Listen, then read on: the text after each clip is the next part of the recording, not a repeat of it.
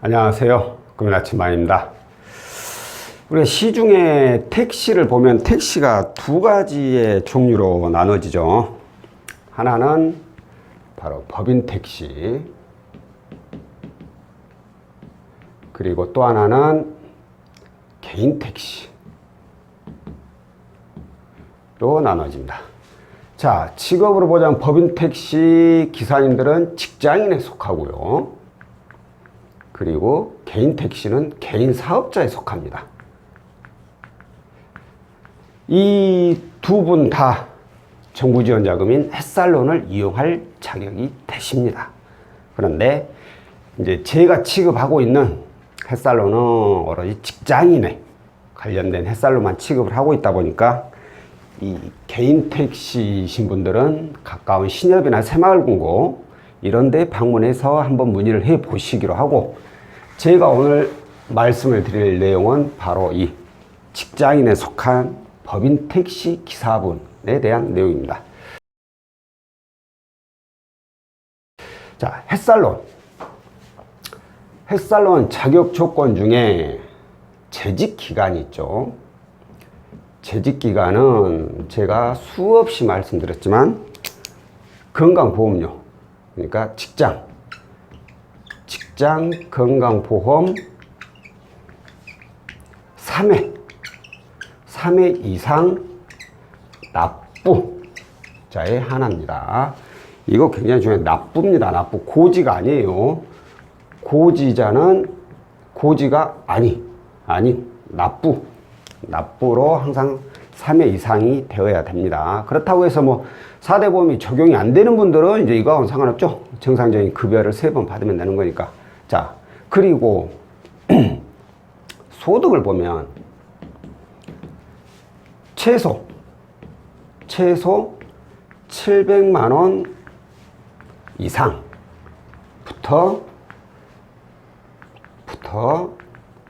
최대 4,500만 원 이하죠.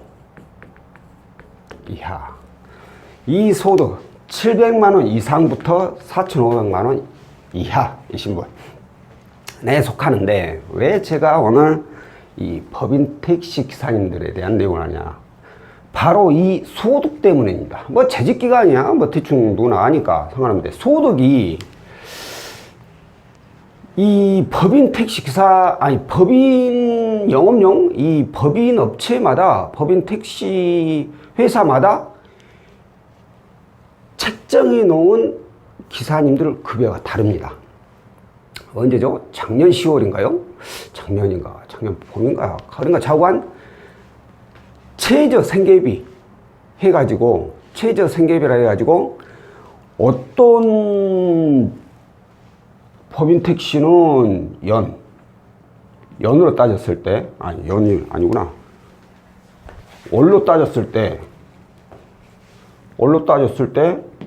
180만 원 이상을 신고하는 것도 있고, 또 어떤 곳은 120, 또 어떤 곳은 뭐 80, 오늘 연락 주신 분은 56만 원. 이렇게 신고를. 가지가지예요. 기사님들한테 물어보면, 그분이 혹시 월 급여 신고하는 금액이 얼마인가요? 라고 물어보면, 그거 최저로 돼 있어요. 그래서 최저가 얼마예요? 그럼 그때부터 답을 못했어. 나 그거하고 상납금 빼고 한 달에 그럼 얼마거든? 아니, 버시는 금액이 아니라 회사에서 신고하는 금액. 왜 신고하는 금액으로만 여쭤보냐면 바로 이거죠. 법인 택시 기사분들은 4대 보험이 다 적용이 돼요. 그러면 건강보험료를 얼마가 신고됐냐에 따라서 급여 책정이 되는 거예요. 그런데 이분의 경우에는 56만 원. 한 달에. 56만 원이면 연봉으로 따졌을 때 700이 안 됩니다. 700만 원 이하예요. 그럼 햇살론을 이용할 수가 없어요.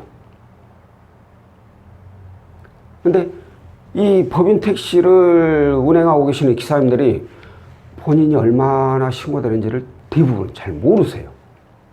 그렇기 때문에 제가 항상, 그러시면 본인이 얼마인지 이렇게 생각해 보려고 하지 마시고, 간단하게 회사에다 전화하셔가지고 내가 월급 한 달에 신고하는 금액이 얼마냐, 나 뭐 햇살론 이용하려고 그런다, 아니 뭐 때문에 그거 좀 알려고 그러는데 얼마 신고하느냐 라고 물어보시면 굉장히 간단합니다. 그 회사 그 관련 그 직원분들, 경리 담당하는 분들, 이런 분들이 잘 알고 있거든요. 그러니까 일단 거기다가 본인 회사에다가 내가 한 달에 얼마를 신고하느냐를 먼저 물어봐야 돼요. 그게 중요한 이유가 바로 이 연봉 최소 700만 원이 넘느냐 안 넘느냐 이 부분도 있지만, 또한 햇살로는 그 소득 구간이라는 게 있어요. 1,500만 원 이하, 그리고 3,000만 원 이하, 그리고 3,500만 원 초과. 이 소득 구간에 따라서 대출 금액이 달라집니다. 가는 금액이. 뭐 당연히 뭐 법인 택시 기사분들이야 뭐 3천만 원 여기까지는 가는 일은 없지만, 하지만 1,500만 원이 넘느냐 안 넘느냐 이 부분에 따라서 본인이 이용할 수 있는 햇살론 금액이 바뀌어버려요. 금액이 변동이 돼요. 그러니까 가능한 회사에다 얘기를 하셔가지고 본인 월급이 신고된 월급이에요. 반드시 뭐 상납금 빼고, 산납금이란 거요, 그거 빼고 내가 얼마 가져간다, 그게 아닙니다. 회사에서 공단에다가 한 달에 월급 얼마를 신고하는지를 확인해 보시고 나서 햇살론을 상담을 받게 된다면 쉽게 가는 금액을 정확하게 그것도 알 수 있을 겁니다. 자, 오늘은 현재 법인 택시를 운영하고 계시는 기사님들께서 햇살론을 이용하고자 할 때 본인 월급이 과연 회사에서 얼마를 공단에 신고를 하고 있는지 이 부분을 먼저 체크를 한 후에 햇살론을 이용하시는 것이 좋다라는 내용에 대해서 안내를 해드렸고요. 다음번에 또 다른 내용으로 찾아뵙도록 하겠습니다. 고맙습니다.